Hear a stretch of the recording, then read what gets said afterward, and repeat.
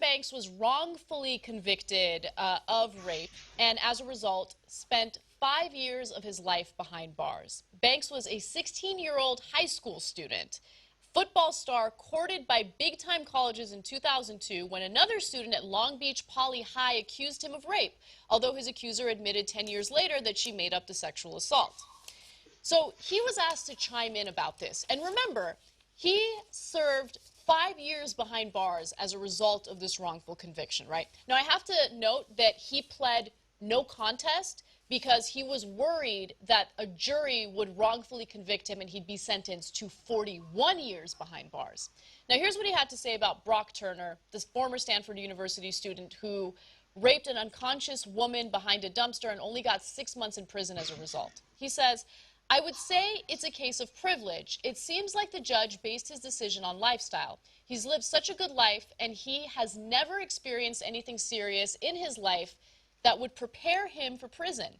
He was sheltered so much that he wouldn't be able to survive prison. What about the kid who has nothing? He struggles to eat, struggles to get a fair education. What about the kid who has no choice, who is born to and has drug-addicted parents or a non-parent household? Where is the consideration for them when they commit a crime?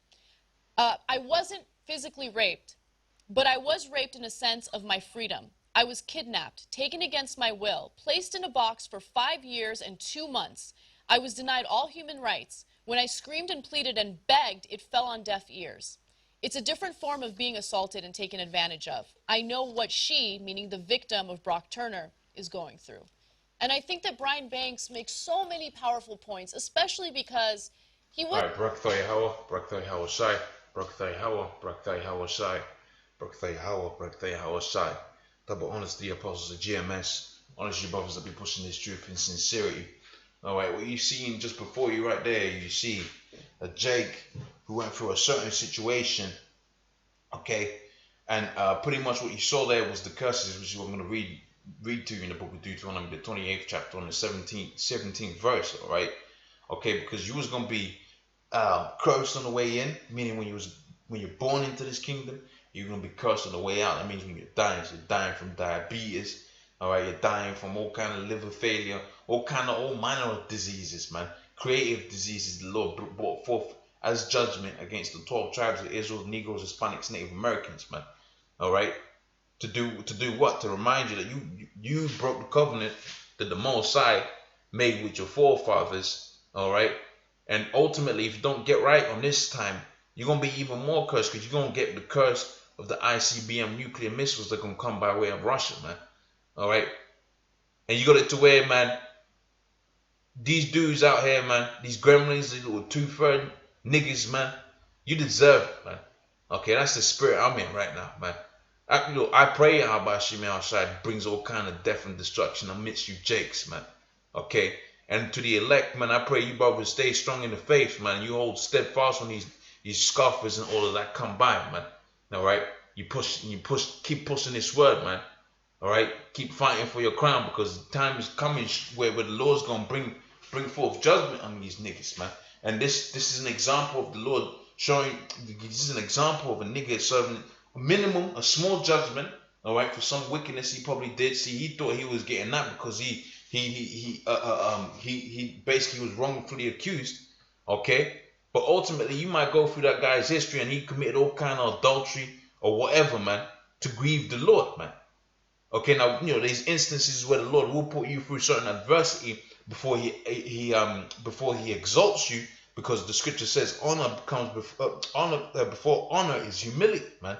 So you think about the story of Joseph and how basically the Most High put him into a state of being humbled and then exalted him, man. And that's the same thing the men of the Lord are going through right now, man. We're being humbled before the face of these different nations and made a spectacle unto these different nations. And then over a period of time, the Most High, you know, Yahweh Shemi Shai Ratas is a short time, all right? But over, you know, whatever time the Lord sees fit, hopefully it's like tomorrow, man, all right? And I sincerely mean that, man. Hopefully it's today, man, okay? After that time, you know, is been served, the Most High is going to exalt us, and we're going to be kings and priests, and we're going to put you niggas, you gremlins to death, okay? And Yahweh Shemi Shai Ratas, man, you know, this happens soon, man. Okay, because this kingdom needs to be destroyed, man.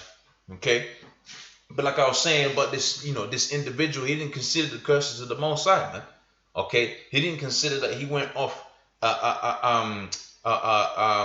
in terms of keeping the scriptures, man. Okay, right? He's trying to get some kind of upmanship with with Esau.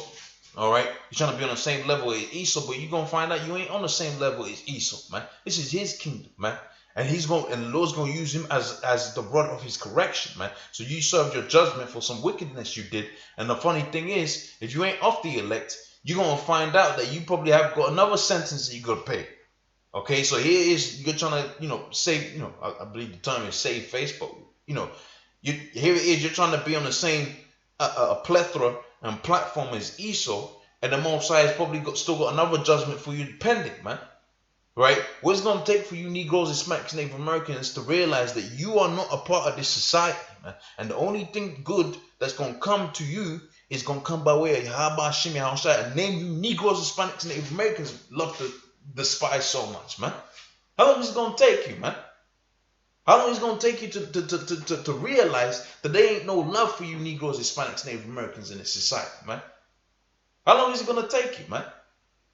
Okay, right? And the scripture says it best in the book of Isaiah, the 6th chapter, right, where it talks about basically until the cities be laid waste. So you're gonna realize that the only person that loved you is now gonna be the person that's gonna destroy you because you didn't take heed to that love, man. And that love comes in the way of us reproving you because you're going off, telling you that you ain't shit, telling you that you can't, the laws that you say you're keeping, you break the smallest one, you've broken all of them.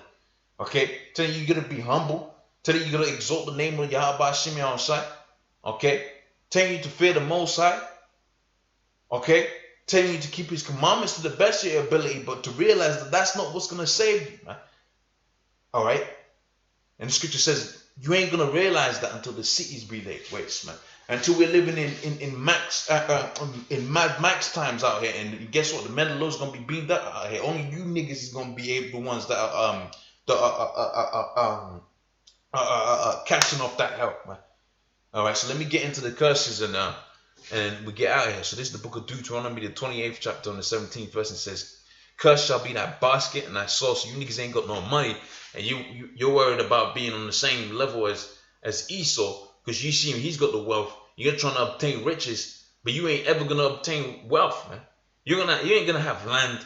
Okay, now I ain't talking about buying some house, man. I mean land, man. Like Esau's got land, man. Esau's got fields for days, man. Okay, the peons of Esau got fields for days, man. All right, and you Negroes, Hispanics, Native Americans are trying to get on what level? You ain't on the same level as Esau, man. Why? Because the Most High put them curses upon you, man. And them curses only gonna be lifted, all right, when we get out of this society. If you're living in this society, you're living through and you're pushing this truth, guess what? The curses sometimes feel like they're even heavier, man. Okay. Now the Most High said, He's gonna allow His men to eat. So, hey, you gotta have to have the grace and hope that you are gonna eat, and ultimately more times than others you do, man. And if you don't, brother's gonna have it to where you get looked after, man. All right. So where was we at? The 17th verse says, "Cursed shall be thy basket and thy soil, and cursed shall be the fruit of thy body and the fruit of thy land." So you go out there and you're sleeping with your woman, you have them kids, and the kids all come out all bugged out. Okay, that goes back onto the curses. All right, and it says, "And the fruit of the land." So when you go out there and you put it into modern day terms, you go out, you send your kids out there into them different schools, they come out all even more bugged out. So here it is, you had some bugged out kids when they were born, now they're even more bugged out because they went onto the public school system, man. Okay, so it says there, "The fruit of thy land and the increase of thy cattle and thy flocks, and cursed shalt thou be when thou comest in," all right, when you were born, "and cursed shalt thou be when thou goest out." All right, and says, "The Lord shall send upon thee these cursings, vexations, and rebuke in all that thou settest thy hand unto to do," all right, "until thou be destroyed, and until thou perish quickly because of the wickedness of thy doings, whereby thou hast forsaken me." All right, it says, "And the Lord shall make the pestilences cleave unto thee." So they will go and cleave unto you, man. All right, "until thou have been consumed from off the land whither thou goest to possess it, man. All right. They say, hey, see, man, you got IUIC talking about some goddamn building in Ghana and all of that. This is what's happening, man, because this is what's written in stone, man. You see, your doctrine and your ideology ain't written in stone, man. That's all of man's will. You go to the book of Acts, what did it tell you? If this thing were of man, it will come to naught. So guess what? All of that stuff that's happening in IUIC is going to come down to the dust, man. It's going to come down to naught, man. And ultimately, the Most High going to have that thing explode in front of Nate's face. And all of them guys that are underneath them, man, that have somewhat of a sincere spirit, they're going to come to where, man? They're going to go to GMS, man. All right? And the Lord might have it to where they come in and they're allowed in. All right? And the Lord might have it to where some of them guys just not allowed. I ain't the Most High. I don't know what the Most High is gonna do to them niggas out there, man. All right, but the Spirit's telling me, look, the Most High might have it to where that something catastrophic happens, man, and is exposed, right? And them guys that have somewhat of a sincere spirit about them are gonna flock. They're gonna still look for the truth. So they're gonna find that truth at GMS, man. In fact, I perceive that them guys will be looking for GMS videos, man. Because one thing I saw from my own private studying is, if you want to get a topic right understood, Isaiah, second Ezra's, was it 13th chapter, Isaiah the 19th chapter, all right, the meat of the scriptures, and you type that into YouTube, you're only gonna get GMS videos, man. So that leads me to believe that them different guys in them different camps, right, that underneath Nate and all of that, and underneath Johanna, when they're trying to actually get into the scriptures, I perceive they're actually learning from GMS, man. Okay? I actually perceive that they're learning from GMS, and ultimately, the Most High might have it to where that, well, ultimately, we know IUIC is going to fall to shit, man. Okay? All right? So the Most High, might have it to where that unison is built, but that might come in the kingdom, and them dudes might have to die first, man. I don't know what the Most High is going to do, but the point I was making is this. All of them curses, all right, are still going to cleave onto you, and the Most High is only going to allow you to build so much until he has everything come down, crash, man. So you might build them schools out there in Ghana, but you might have a fire stuck, man. All right, you might build a Black Wall Street, but guess what? Esau might roll up in there and do just like what he did to this dude, man. All right, unjustly punishing, but really it's justified by way of Yahweh Shimi outside. There are no accidents out here, man. There are no accidents, man. The Most High has precisely and meticulously put the script together that's going to fit, all right? And he's done it to where everything's going to be observed, man. That's why when Yahweh came on the scene, he said, I didn't come to destroy the law. I came to fulfill the law, man. He came to fulfill everything that was in that circle, the unbroken chain of perfection that Yahweh Shimi outside has put forth, man. All right, so with that, pretty much, man, I think the point's been hit home. I touched on all kind of different topics there. So lucky if I was rambling. All praises, Kal Halal, Yahweh Shimi outside. All right, double honesty, apostles of GMS, honest you brothers that be pushing this truth in sincerity.